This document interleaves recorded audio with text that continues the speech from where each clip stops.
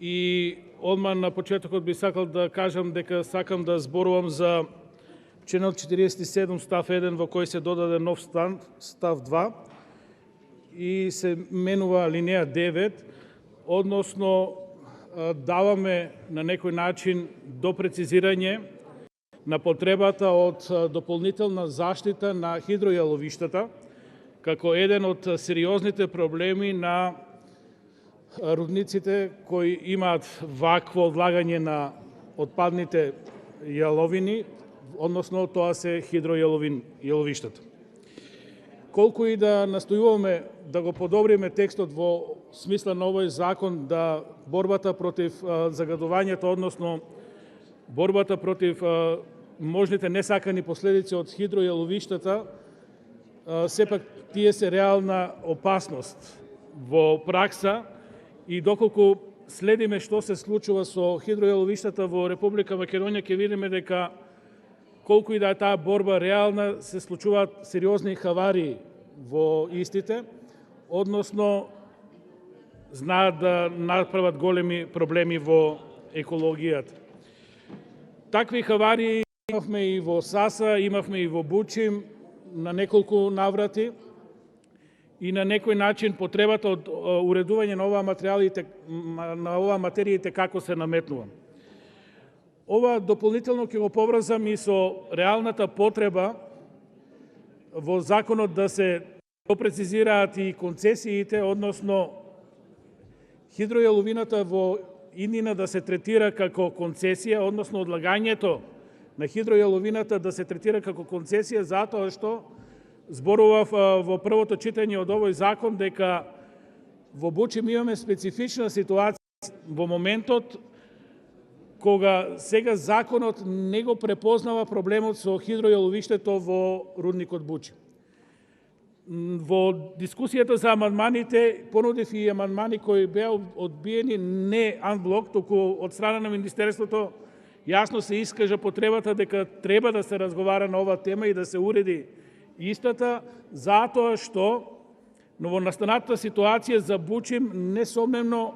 детектира нова ситуација во рудниците, каде што сега промената на рудното тело, односно на копот, е на друга локација, додека преработката на рудата се прави во рудникот Бучим и нуспојавите од рудата, јаловиштето ќе остане на територија на Радовиш. Значи, кога сме свесни и кога со овој амандман јасно ставаме на дознање дека проблемот со хидројаловиштата е сериозен и дека мора истата проблематика да биде третирана на највисоко можно ниво,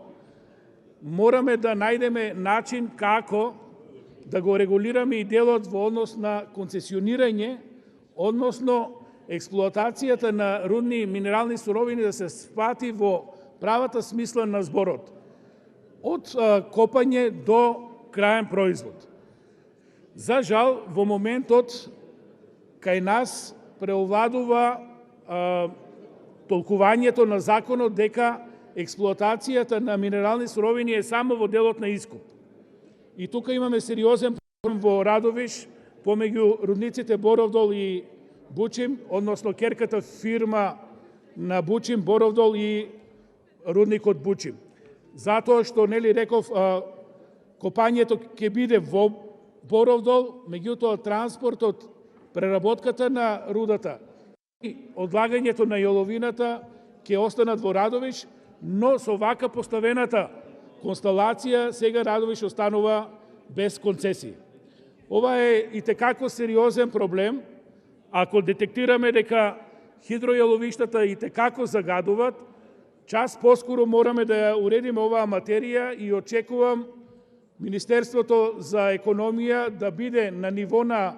потребите за решавање на оваа проблематика. Тоа јасно го истакна во комисиската расправа, дека треба оваа материја да се уреди, односно да се допрецизира со цел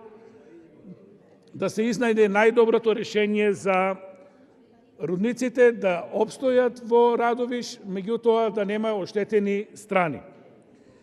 Во спротивно се ствара една дополнителна тензија, проблем во рудникот Бучим и согласно овој член што го прифаќаме, односно допуна на законот, јасно се става на дознање дека рудникот треба да се грижи за да не се загадуваат подземните води и земјиштето. Колку и да се труди рудникот Бучим тоа да не се направи, реално во пракса ќе имаме загадување. Затоа, ако нема партнерски однос помеѓу рудникот Бучим и Радовиш, воопшто ова нема да биде функционално, односно ќе немаме начин како да ги менаџираме работите. Проблемот е јавно истакнат, јавно познат на Министерството за економија, јавно е познат и за владеачката коалиција и сметам дека оваа материја мораме да ја регулираме, затоа што на некој начин во целата приказна единствен оштетен е општина Радовиш. Радовиш прифати на својата општина да има рудници, меѓутоа сега сме доведени во ситуација да концесиите едноставно ги земат други општини, а Радовиш да го има загадувањето. Сметам дека ова проблематика мора да биде решена во интерес на сите. Понудивме амандмани, беа одбиени, меѓутоа овде проблемот нема да застане. Проблемот ќе го реактуализираме, ако треба ќе дадеме и предлог на допуна на законот за минерални суровини, но сметам дека редот е, како што истакна и заменик министерот, верувам дека ќе се согласи и министерот, дека од министерството треба да произлезе решение на сериозен проблем за рудникот Бучим, едноставно да се раздели експлоатацијата на реалните сегменти ископ, транспорт, преработка на руда, одлагање на јаловина. И во рамки на сегашниот ценовник за концесии, едноставно да се разделат сите компоненти, која колку оштетува во животната средина и на некој начин сите да добијат дел од концесиите, а во интерес на рударството, во интерес на рудникот Бучим и рудникот Боров дол. Во спротивно имаме отворен проблем кој тешко дека ќе опстои со тек на времето. Благодарам.